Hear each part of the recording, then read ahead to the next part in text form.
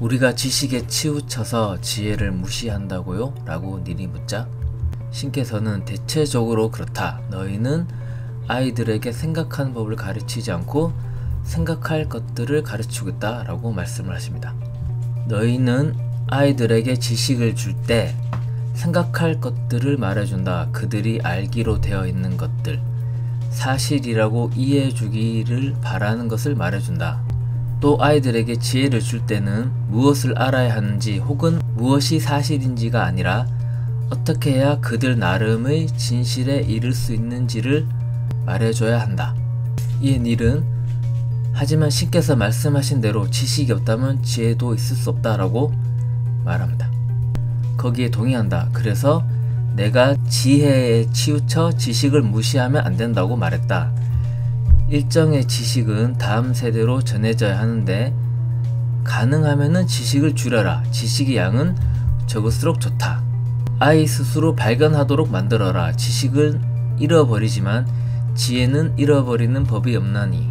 닐은 학교에서 되도록이면 적게 가르쳐야 한다는 말씀인가요? 라고 묻자 너희 학교들은 강조점을 옮겨야 되는데 지금도 학교는 지혜에는 별 관심이 없다. 지식에만 초점이 맞춰있다. 많은 부모들이 비판적인 사고, 문제 해결력, 논리 수업은 위험하다고 느낀다. 그런 과목들은 과정에서 빼고 싶어 한다. 부모가 자신들의 생활 방식을 유지하려면 당연히 그렇게 해야겠지. 아이들이 비판적인 사고를 가진다면 부모들의 규범이나 생활 방식에서 벗어나려고 할 것이기 때문이다. 너희는 너희 생활 방식을 지키려고 아이들의 능력이 아니라 기억력 발달에 중심을 두는 교육제도를 만들고 있다. 아이들에게 진리를 발견하고 창조할 능력을 주기보다는 각 사회가 설정한 허구들을 기억하도록 가르친다. 너희가 아이들을 가르치는 방식은 세상을 무지에서 멀어지게 하기보다는 세상을 무지한 쪽으로 끌고 가고 있다. 너희는 거짓말을 하고 있다. 예를 하나 들자면 일본의 원자폭탄을 투하하려고 한 너희의 결정, 몇십만 명이 죽거나 부상당한 사실을 아이들에게 가르쳐주지 않는다. 너희는 너희의 시각으로 보는 세상과 너희가 보여주고 싶은 사실들만 아이들에게 가르친다. 이 경우 일본의 관점을 말하려고 하면 너희는 비명을 지르고 격분하고 펄쩍펄쩍 뛰기도 한다. 결론적으로 너희가 가르치는 건 역사가 아니라 정치다. 역사는 실제 일어난 일에 대한 정확한 설명이다. 하지만 정치는 역사가 아닌 누군가의 시각이다. 정치는 그 사실들을 정당화한다. 사실을 돕고 자신에게 유리한 면만 말한다. 라고 말씀을 하십니다.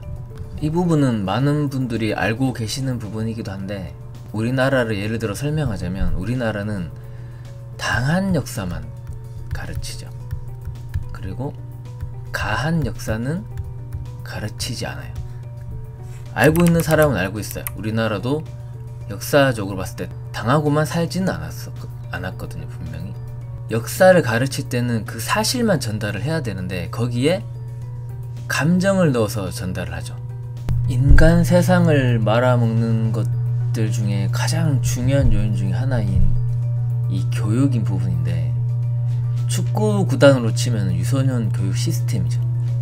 그런 시스템이 잘 돼 있는 구단은 망하는 법이 없어요. 근데 그런 시스템이 잘 안 돼 있는 구단은 결국에는 쇠퇴해져 갈 수밖에 없습니다.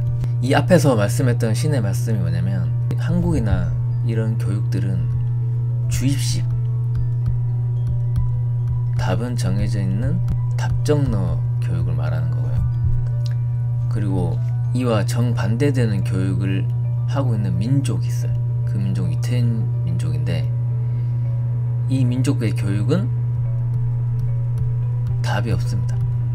그래서 끝없는 질문과 대답만 반복하는 그런 교육 시스템을 가지고 있거든요. 이 두 민족을 비교를 해보면 인구는 우리가 더 많고요.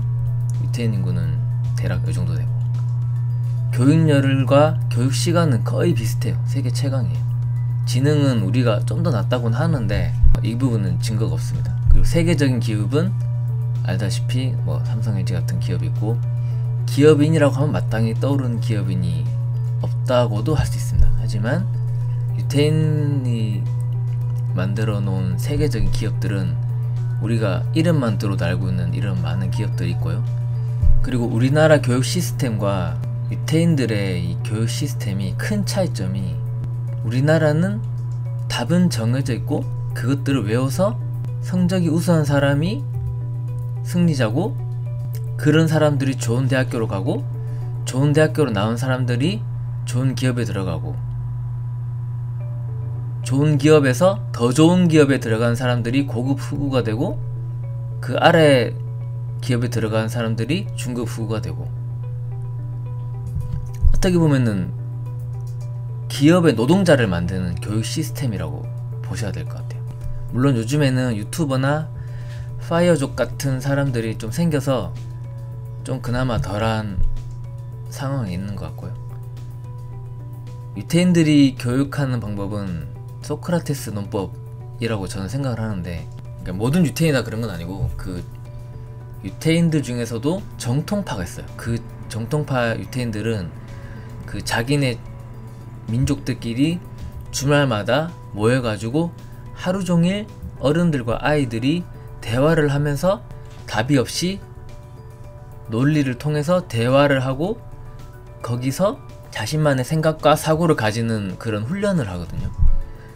그 훈련을 하는데 언어는 3가지 이상으로 토론을 하고요. 거기에 등수 넣고, 이게 탈무드 교육 방법인데, 이 부분은 너무나 양이 방대해서 나중에 따로 영상을 촬영해야 될 것 같습니다.